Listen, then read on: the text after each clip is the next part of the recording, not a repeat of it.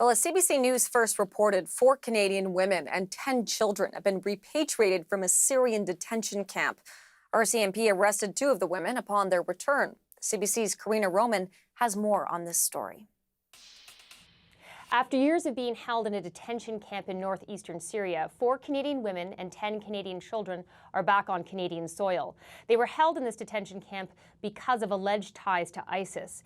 Now, since coming back to Canada, returning today, 2 of the Canadian women have been arrested in Montreal. The Crown is applying for something called a terrorist peace bond, which means that the 2 women will have to live under certain conditions for up to a year. But their hearings regarding these peace bonds will not likely happen for a few weeks or even months. Now, this repatriation is all part of a deal with Global Affairs Canada. It was a last-minute deal made in January, a day before the case was set to go to federal court.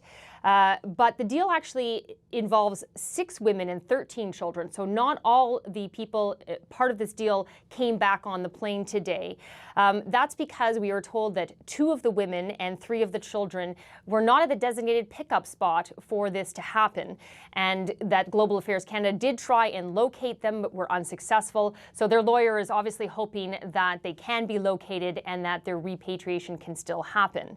Here is part of a statement from Global Affairs Canada. The safety and security of Canadians both at home and abroad is our utmost priority. Amidst reports of deteriorating conditions in the camps in northeastern Syria, we have been particularly concerned about the health and well-being of Canadian children.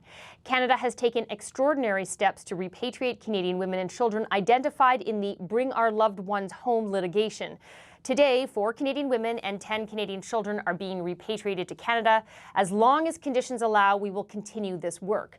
Now, that's because there are other women and children still over there who also want to come back. One of them is a Quebec mother and her 6 children. Global Affairs has determined that the children are eligible to come back to Canada, but her security assessment, the mother's, has not been completed yet.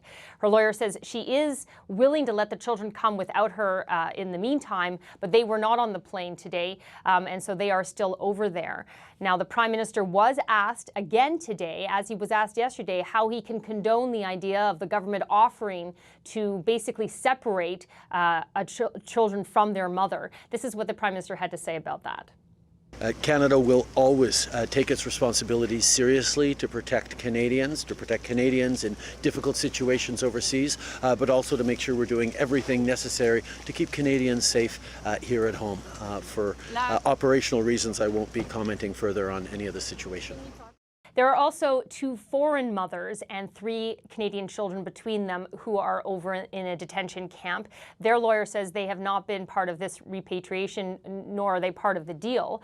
But because the mothers are not Canadian, they have also been offered the idea that their children can come, because their children are Canadian, but that the mothers cannot. Obviously, their lawyer, as you will hear here, says that's a terrible choice for a mother to try and make. Have a listen.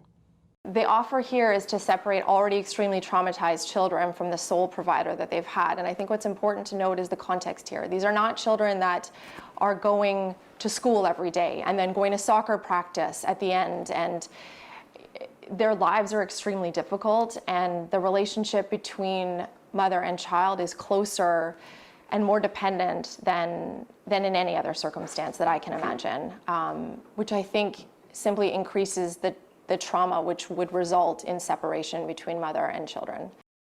There are also 4 Canadian men in detention camps that want to come back to Canada. The federal court has actually told the federal government that they have to do so, but the federal government is appealing that ruling. Karina Roman, CBC News, Ottawa.